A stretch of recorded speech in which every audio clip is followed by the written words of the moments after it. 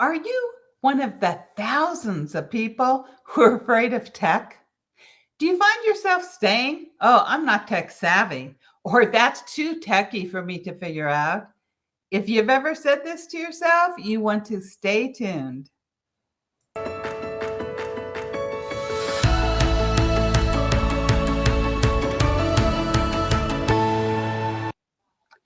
Welcome to the Biz Success in 15.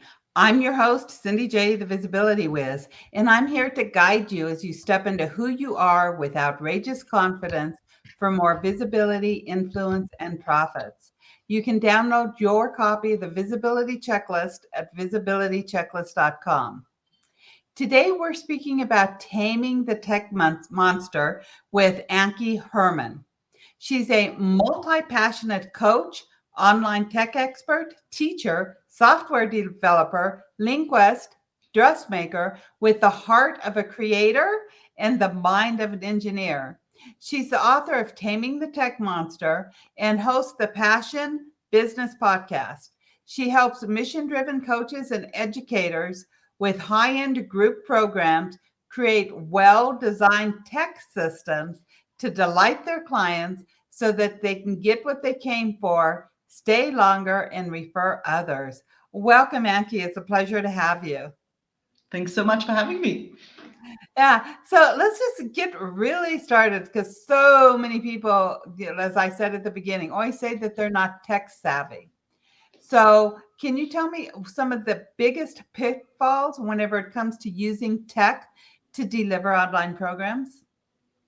Yeah, it's a rabbit hole. Like I guess people the biggest pitfalls that I see is that people skip steps. I always say when it feels hard, you're skipping steps, right? So most of the time struggles come to the surface when somebody is trying to set up something in some platform, right? And every single time when you have a closer look, that's not actually where the problem is, right? Mm, The reason that affects a lot of people, even the ones who go, oh, I'm actually quite tech savvy. Like I find my way, I whiz my right way around mm, different tech tools.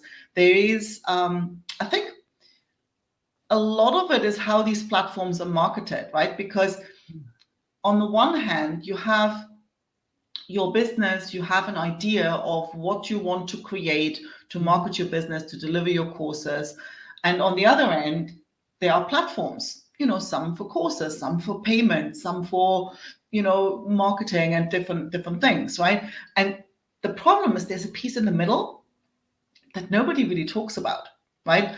Software platforms talk about, oh, just do my thing. Like all the tech will be taken care of, no coding experience required, right. as if that was your problem, right? That's never been the problem in the first place. But they basically show you how to use their software, right? Mhm. And over here you have your idea, but what nobody shows you is how to translate. Well, I want to have a smooth onboarding experience. I want to market my business in a certain way. How do you take that and translate that into a system of lists and tags and automations to actually make that happen?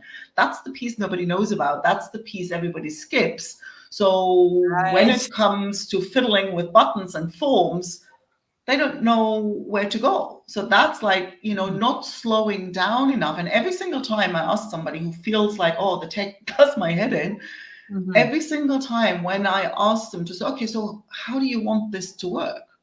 I'd say, for example, and they go, well, they enroll.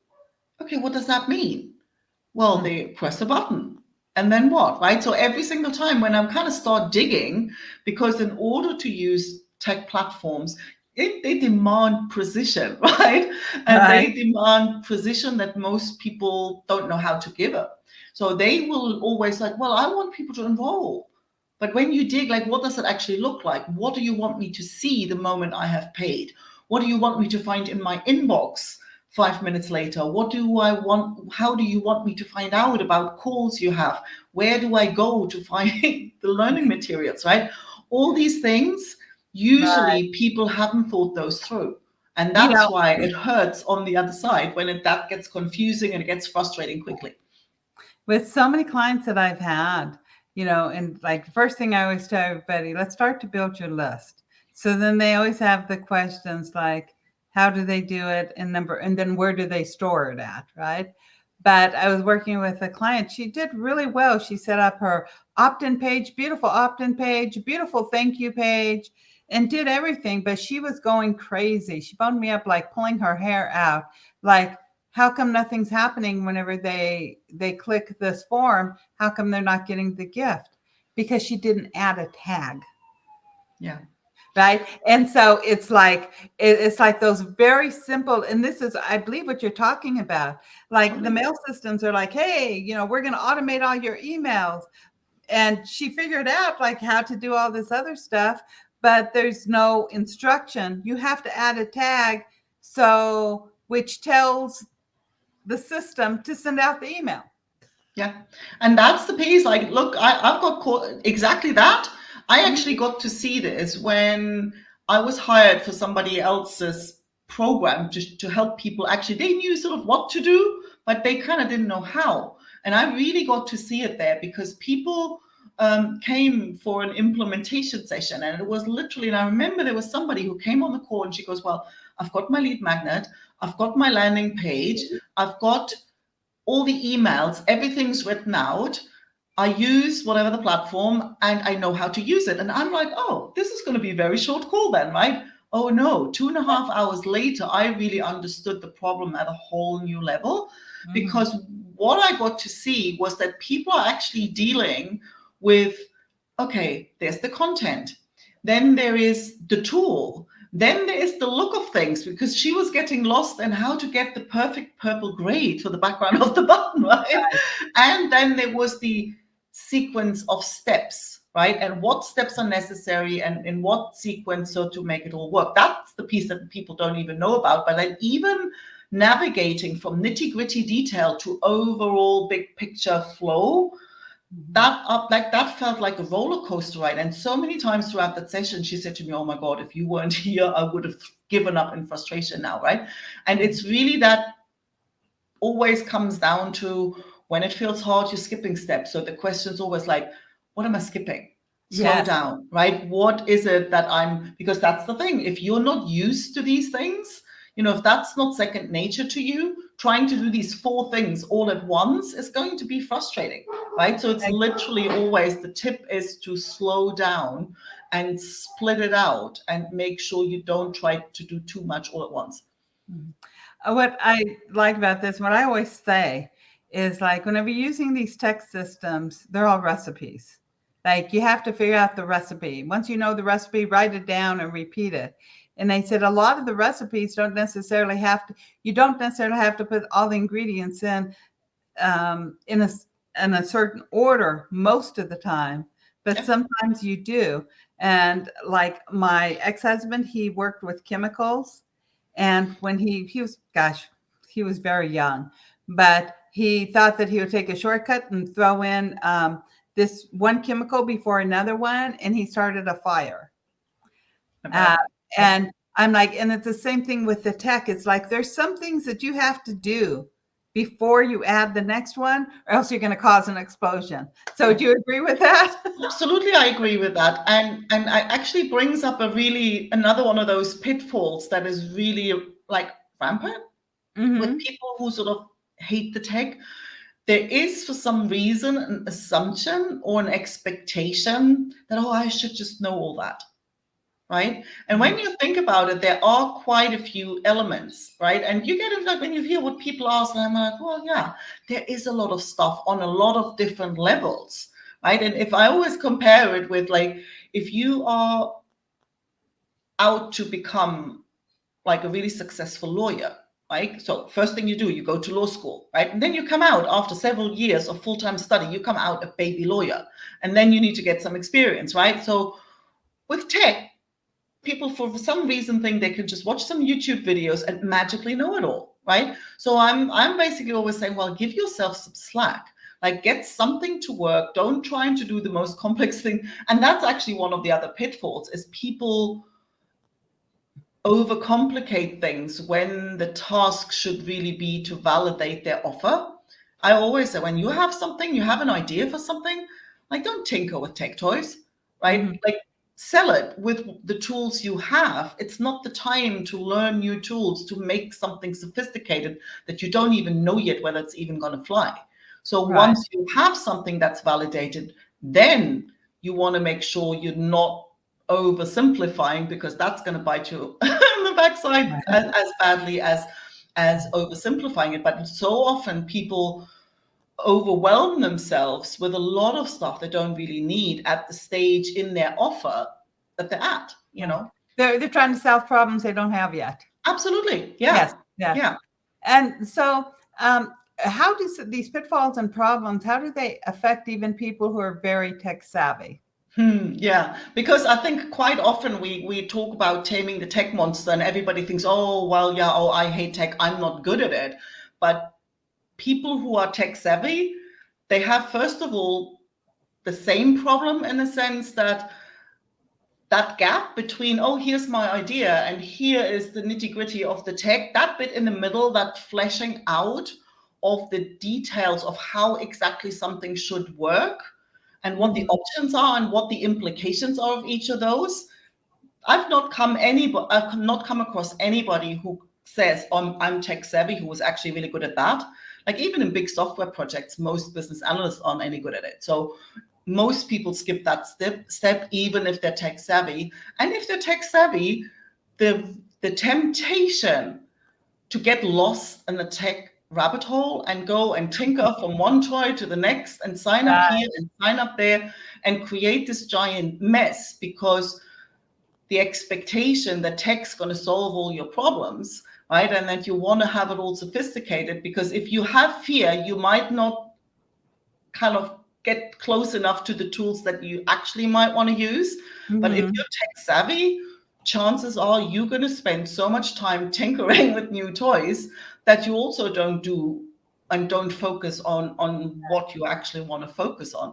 So it doesn't But really help you much if you're tech I savvy. think too, it could be like I had a client who was an engineer, so very techy, and he wanted to like rewrite everything. Like I would tell him use this system. Oh, I don't like the way it works. So he'd try to write all of his own code.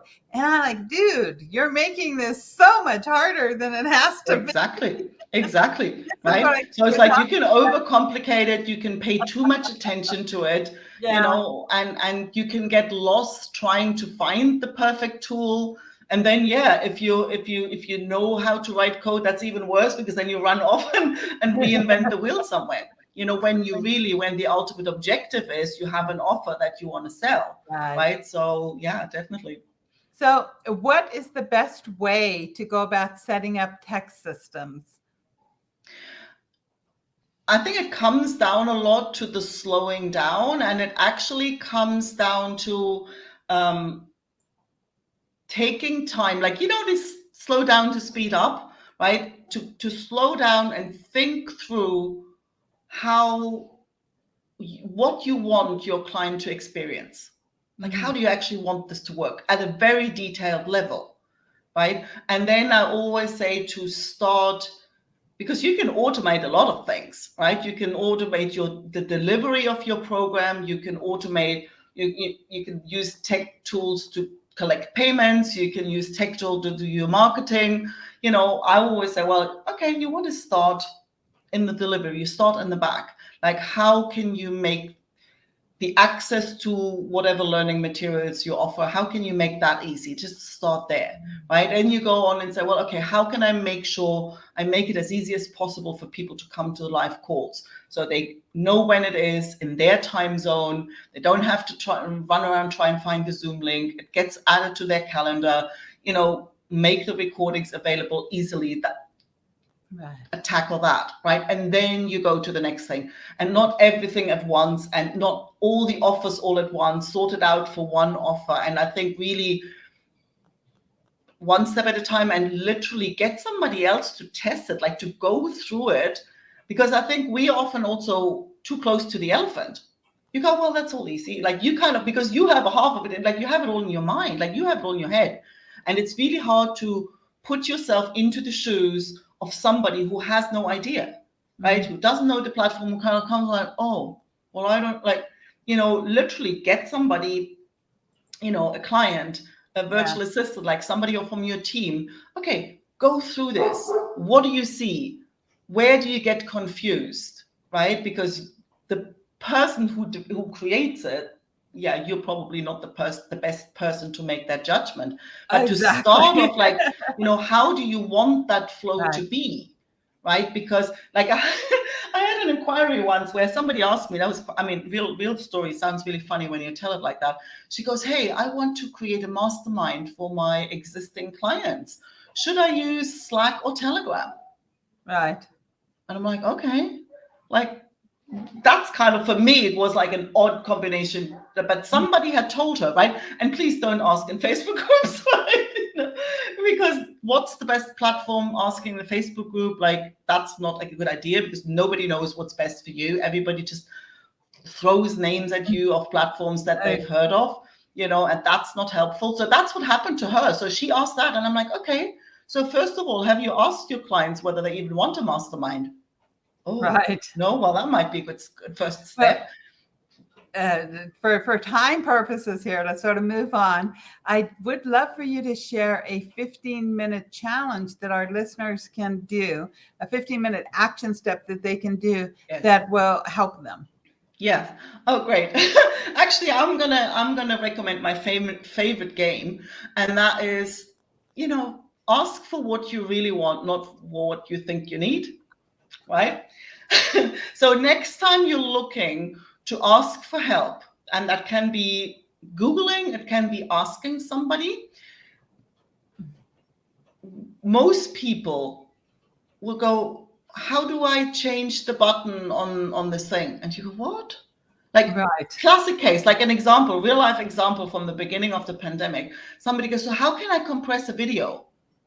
I'm like, why on earth would you compress a video? Well, I need to email it. Why would you email a video? Well, Mhm. I did the Zoom workshop and now I need to send out the recording, right? Right. So now if you try Googling compress a video, you're in the world of codecs and video formats, and it's just a giant mess. Now that's not Yeah, really I'm what not she even that wanted. tech savvy. I'd have to She hand that just over. wanted a way to send out the recording. So Right. what I'm suggesting is ask for, hey, how can I send out a call recording? And Exactly. somebody will say, just upload it to YouTube and send out the link, right? So when you ask for what you really want, so before you type, when you catch yourself typing something or asking someone, okay, I'm asking for this, why? What do I actually want? I'm asking for this because of that, because of that. Like, you go back, why do I need this? Why do I need this? Until you come down to what it is you actually really want to do. And get yourself into that habit, and you'll see the results you get, the help you get, the information you find online will be 100% more helpful and useful than if you just ask for what you think you need. Exactly. I love that. Absolutely love that. Because, yeah, if you say, how do I compress a video? It's going to give you so much different results than how do I send out a Yeah, video to my people. So whenever you're thinking with the end mind, start with the end. absolutely. Start with Yeah, and what get you into that actually habit. Make it a want, that game. end result versus, because you could be, a lot of times whenever you start to that end result, you'll get the answer that might take you 10 minutes to do, versus if you're trying to do something a different way, it could take you 10 hours to do it. Absolutely. Yeah, Absolutely. I love that. Last question I have for you is, you share that there's two ways you can get yourself into tech trouble, even if you're tech savvy. So can you share those two ways with us? Yeah. And the two ways have to do with the way something, like anything, is created. Like, if we take an online program, like, the first step is always like, you have to validate your idea, right? You don't want to build out a whole complex system if you don't know whether people will buy it. Once you have that, it's time to flesh it out, to develop it. And if you then want to go big, you can scale it. Now, in that initial validation phase, you want to use the tools you have. And the big pitfall is, like, the big mistake that so many people make, they overcomplicate tech at that point. They worry about landing pages and funnels and all this stuff, what an email would do, right? Or a phone call would do, right? So it's like literally overcomplicating this. Now, the flip side of that scenario, and I've, and that's usually what people come to me for, it's when they actually have something they've validated.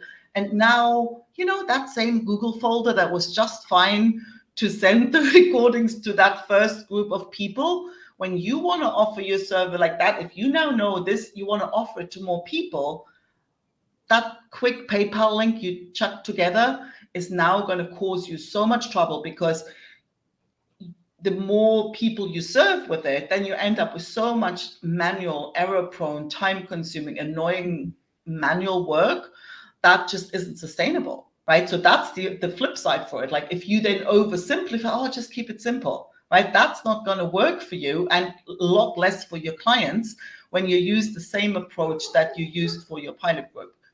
And also, I mean, it creates like so much havoc. When I'm thinking of years ago, I used to, with all my programs, I would create password protected pages on my website. And so naturally, my clients have 5 different passwords for 5 different pages. They would get lost. They would never go visit them because it was too confusing. It was too hard. And it was hard for me to manage and upkeep all these. So finally, I invested in a platform that houses all of my programs. So now it's like they're either locked or unlocked, but it's all automated. But I think of how many years I did it that other way, which was a lot more difficult, because now I don't have to worry about it. Once it's in there, which I just have my VA does everything, it's there, it's all automated. I don't have to do nothing manual. Yeah. And now it's easy to create something new, because you already have you already have all System. your pieces in place. So now to create something new, yes, you can start straight out with something sophisticated, because that's now easier for you because you've got all the pieces in place. Right. But when you haven't got anything, don't worry with that when you haven't sold your thing yet.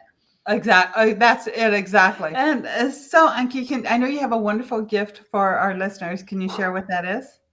It's a PDF copy of my book, Taming the Tech Monster. It's a quick read. It's pretty much story based, and it'll change your mind about how you think about tech, what it is, what it can do for you. And it's, when you look at it, it's like it has a little dragon on it, and the little dragon really says what it's all about. It's what feels like a scary monster. It's just a friendly little dragon that wants to play. All right. So if you find that joy and confidence and tech really doesn't go in the same sentence for you, then that's the book for you. And what's the URL for them to get it? It's tamingthetechmonster.com. Okay.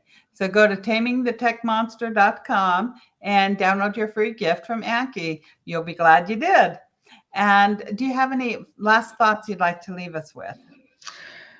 There's something I remind people all the time is, when it feels hard, question your assumptions before you question your capabilities. I love that. Question your assumptions before you question your capabilities. That is such wise advice. Thank you so very much. And thank you again for being my guest today. It's been an honor. Thanks for having me. You're very welcome. And to our listeners, you want to be sure to tune in next week for another episode of Biz Success in 15, for you to step into who you are with outrageous confidence for more visibility, influence, and profits. And remember to go to visibilitychecklist.com and get your free checklist. Have a great day. Bye-bye.